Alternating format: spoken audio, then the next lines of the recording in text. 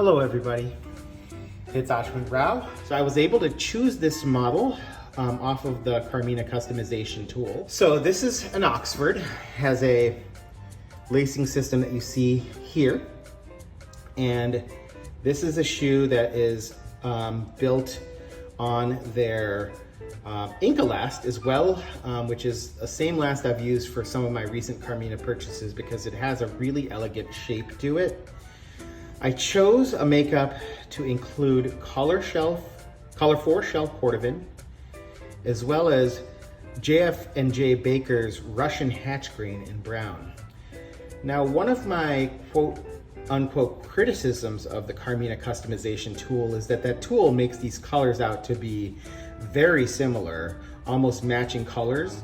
What I didn't expect was that the color would be a little bit more different than I expected, but at the same time, I think it works really well, and so far the comments that I've received on Instagram and some of the forums that I participate on would seem to agree. I was able to choose an Inca-last, which you can see based off of the shape of the toe, this sort of elegant, soft almond shaped toe, which I will show you there. The Inca-last has a heel block with a very slight taper, which you can see there. This particular model has a fair bit of unique properties, including extensive broguing along the cap toe, as well as along the facing, and as along the collar, the backside of the collar, and the heel counters. So it has some features that make it a little bit more aggressively styled, which makes it a little bit more casual, which I thought would lend itself to playing around with different leathers. The dressing that I chose for this shoe was a chestnut colored dressing, so you can see the chestnut finish is actually quite close to the color 4. I chose a 270-degree flat welt. It's a Goodyear welt there. I elected to choose this medallion, which I thought emphasized some of the casual, aggressive nature of this shoe. I chose an orange colored sole and a Lulu toe plate right there. You can see the Lulu toe plate. You can see the lovely heel block with the rubber back heel and the nailing that is done here. I chose a similarly colored lining, which is supposed to be orange but looks a little yellower on this video.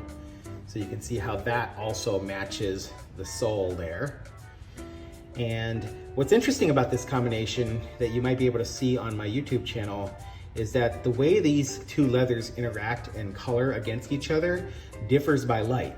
So artificial light settings, such as what you're seeing here, so the two leathers seem to stand out in terms of contrast.